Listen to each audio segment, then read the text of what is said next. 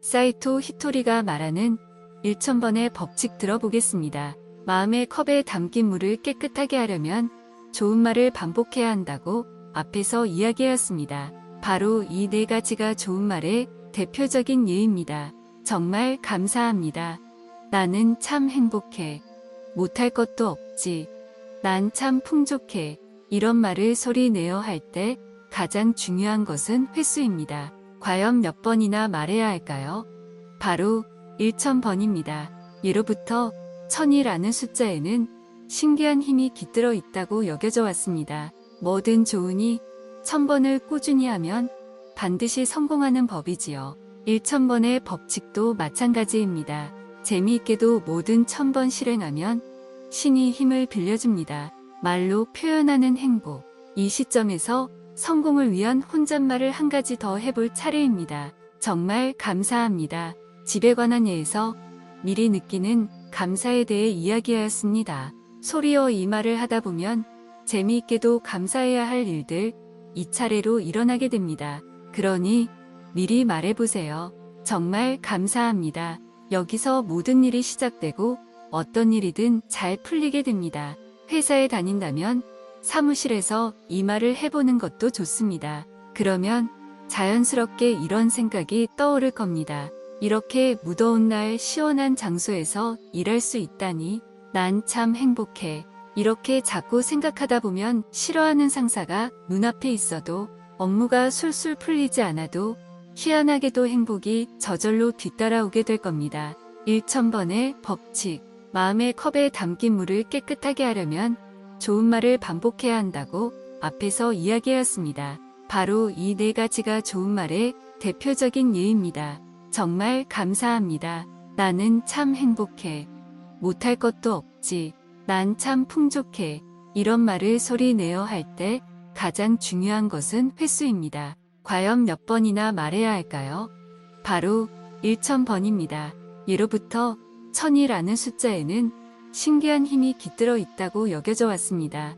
뭐든 좋으니 1000번을 꾸준히 하면 반드시 성공하는 법이지요. 1000번의 법칙도 마찬가지입니다. 재미있게도 뭐든 1000번 실행하면 신이 힘을 빌려줍니다. 나는 참 행복해. 이 말을 1000번 하면 자연스럽게 기회가 찾아옵니다. 그것도 깜짝 놀랄 만큼 절호의 기회가 말이지요. 저항의 크기. 그런데 한 가지 기억해야 할 것이 있습니다. 기회가 눈앞에 다가온 것과 그 기회를 붙잡는 것은 전혀 다른 문제입니다. 기회를 확실하게 붙잡으려면 이 말을 해야 합니다. 못할 것도 없지. 이 말을 소리 내어 1000번 하면 됩니다. 나는 참 행복해. 라는 말을 하다 보면 머지않아 눈앞에 다양한 기회가 찾아듭니다. 하지만 그걸 내버려 두면 그대로 사라집니다. 못할 것도 없지. 이 말을 되풀이하여 기회를 꼭 붙들어야 합니다. 혼잣말을 1000번이나 하면 이상한 사람으로 보이지 않을까? 이런 생각이 들지도 모릅니다. 그래도 괜찮습니다. 나를 피자로 보는 주변 사람들의 시선은 일종의 저항이기 때문입니다. 비행기를 상상해 보세요. 그렇게 크고 무거운 물체가 어떻게 하늘을 날 수 있을까요? 그건 바로 저항 때문입니다. 공기 저항이 날개에 작용하면서 거대한 비행기를 공중으로 밀어 올리는 것이지요. 저항이 강할수록 비행기는 더 높이 올라갑니다. 사람도 마찬가지입니다. 저항을 견디며 한 걸음 더 내디디면 놀랄 정도로 높이 떠오릅니다. 하지만 뒤로 물러서면 결국 추락하고 맙니다. 저 사람 이상해. 좋은 말을 소리 내어 하는 당신에게 누군가가 이런 말을 할지도 모릅니다. 하지만 쑥스러워하지 마세요. 당신을 향한 말들이 저항이 되어 높이 날아오를 수 있게 도와줄 테니까요. 컵 안에 물. 일본의 전설적인 가수 마스다 세이코는 아이돌 스타로 활약하던 시절 수많은 이들의 시샘을 받았습니다. 하지만 이러한 질투를 자양분 삼아 스스로를 크게 성장시켰습니다. 저항을 활용하여 하늘 높이 날아오른 것이지요. 주변의 시선 때문에 하고자 하는 일을 포기하면 안 됩니다. 시샘하고 비웃고 호기심 어린 눈으로 바라보아도 결코 신경 쓸 것 없습니다. 이러한 시선이 오히려 당신을 도와주는 힘이 되어 줄 테니까요. 나는 참 행복해. 무슨 일이 있어도 이 말을 계속해보세요. 흥미로운 건 얼마 지나지 않아 주변 사람들의 시선이 달라진다는 겁니다. 당신의 혼잣말은 주위 풍경의 일부가 되어 세상 속에 녹아들게 됩니다. 그렇게 되는 시기가 바로 혼잣말을 1000번 반복했을 때입니다. 마음의 컵을 한번 떠올려 보세요. 혼잣말을 1000번 반복하면 컵 속의 물은 어느새 맑은 상태가 되어 있을 것입니다. 그리고 흘러넘치는 물도 무척 깨끗할 것이고요. 이것이 바로 1000번의 법칙입니다. 이렇게 맑은 물로 컵을 채우면 이후에는 별 걱정 없이 깨끗함을 유지할 수 있습니다. 조금 더러워진다고 해도 걱정하지 마세요. 맑은 물을 몇 방울 다시 떨어뜨리는 것만으로 원래의 상태로 돌아갈 수 있으니까요. 노력하지 마세요. 좋은 말을 소리내어 말할 때 꼭 유의해야 할 점이 있습니다. 바로 노력해서는 안 된다는 것입니다. 좋았어.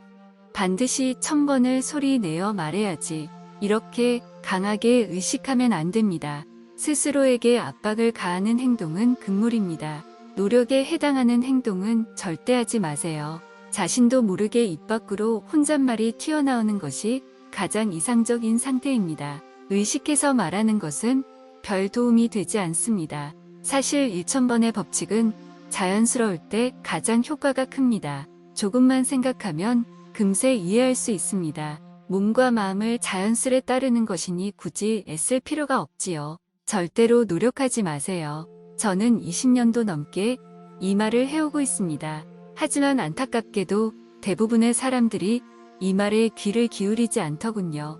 아마도 그 이유는 노력하지 않는다는 것을 편하게 돈을 번다는 뜻으로 받아들이기 때문일 겁니다. 편하게 돈을 벌 수 있습니다. 대다수의 사람들은 이 말을 바람직하지 않은 태도라고 여기는 것 같습니다. 행복해지기 위해서는 이마에 땀방울이 맺힐 정도로 열심히 노력해야만 해. 일반적으로 부에 대해 떠올릴 때 우리는 대부분 이렇게 말하곤 합니다. 노력과 성공의 관계, 너무 단정 짓는 것처럼 보일지 모르지만 노력하는 동안에는 절대 부자가 될 수 없습니다. 지금쯤이면 다들 알고 있을 겁니다. 부자가 되는 것을 포함해 행복을 위해 가장 중요한 것은 혼잣말과 그 횟수라는 것을요. 당신이 어떤 회사의 사장이라고 생각해 봅시다.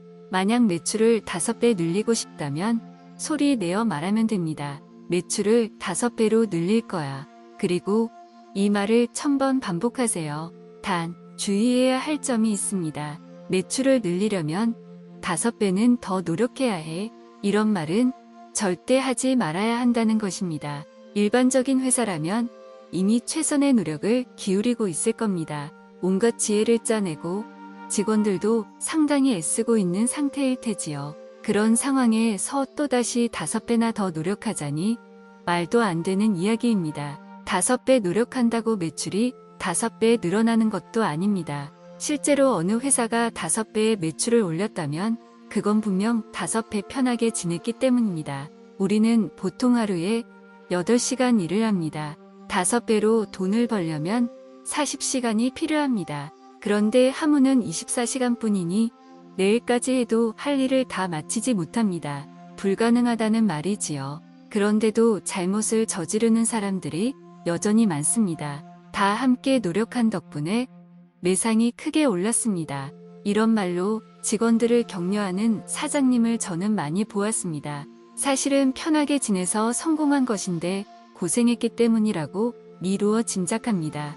성공한 사람들이 고생담을 꺼내는 것도 바로 이런 이유에서입니다.